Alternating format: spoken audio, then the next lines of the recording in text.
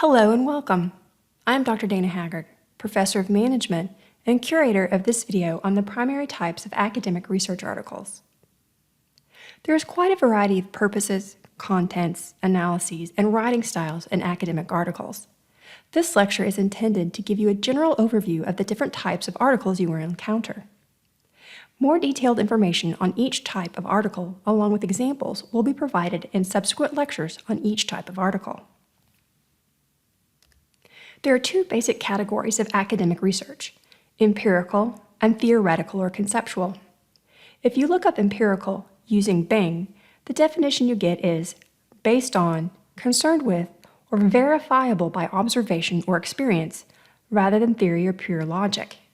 In other words, empirical research gathers actual data that can be measured and confirmed.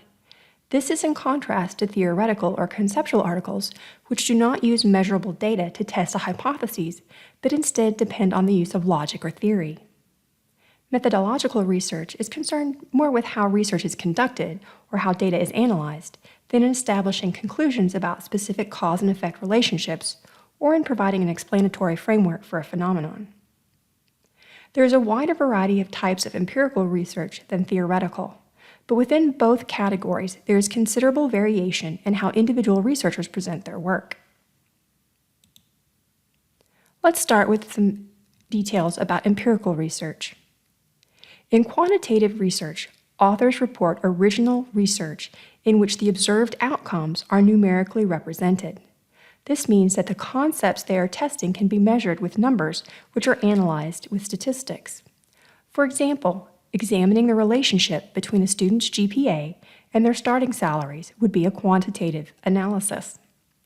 Also, comparing customer satisfaction surveys, if they are using numerical rankings of satisfaction, and product sales would be quantitative. The data here is restricted to numbers only. We will cover the different types of numerical data later in a more detailed discussion of quantitative articles. Qualitative research involves scientific practices that generate knowledge about the human experience. Instead of depending on answers that can only be expressed in numbers, the data here comes from the words participants use to answer open-ended questions or other nonverbal but also non-numeric expressions. Case studies are a quick example of qualitative research. We will cover the different types of qualitative methods later in a more detailed discussion of qualitative articles. Mixed methods research involves the use of both quantitative and qualitative research approaches. For example, a research project might begin by asking participants to describe their relationship with their boss using an open-ended question. Then, after the researchers have read all the responses for those participants, they may be able to identify patterns that can be used to create a scale to measure the quality of supervisor-subordinate relationships and ask the future participants to rank those using a Likert scale, say from 1 to 5. Then the researchers conduct another study that gathers data using the scale and analyzes the responses using statistics. In replication studies, the authors are seeking to replicate previous research. That research might have been their own or the research of someone else. The purpose is to provide additional evidence that the research and its conclusions were supported. Replications can be direct, meaning the authors are trying to exactly replicate the previous research conditions, or they can be approximate, meaning the authors are trying to replicate the findings but not necessarily with the exact same method.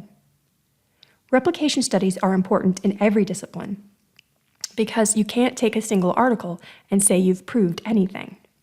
It takes a body of research in order to be able to say that there is significant support for a particular theory or a particular causal relationship. Meta-analyses are a collection of techniques in which the authors try to combine the results of many individual studies into one big study to draw conclusions across studies.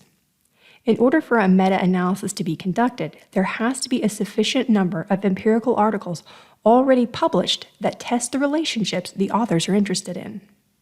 We will cover more on meta-analyses in a later video. Now let's shift away from empirical articles and talk again about theoretical or conceptual articles. The APA Publication Manual, published by the American Psychological Association, is careful to distinguish between literature reviews or narrative literature reviews and theory papers. Literature review papers provide non-meta-analytic summaries, so non-statistical summaries, and evaluations of findings or theories within a body of literature. The purpose is usually to identify and describe trends in research on a particular topic. This is different than a theoretical article, in which the authors seek to contribute to theory either by presenting an entirely new theory, or more likely by augmenting or otherwise analyzing an existing theory, with the intent of providing an extension of the theory that has not been presented before and therefore qualifies as original. You'll find empirical articles referenced in literature reviews and theoretical papers, but only as support for the evaluations or extensions to the literature relevant to the trends or theory. Methodological papers are written with the intent to present new approaches to research or practice, modifications to existing methods, or discussions of data analysis techniques. Methods research often involves statistics, but the statistics are the focus of the paper, not simply a section of it. We'll talk more about different methods in a future lecture.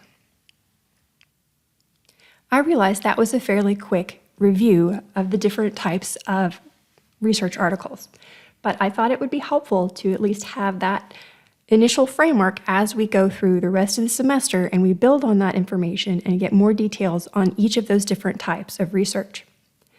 The primary source for the information and the definitions in this lecture came from the publication manual of the American Psychological Association. If you have any questions about any of the concepts we covered in this lecture, please let me know by posting in the appropriate place on the Student Questions discussion board. I hope you found this video helpful and interesting. Thank you.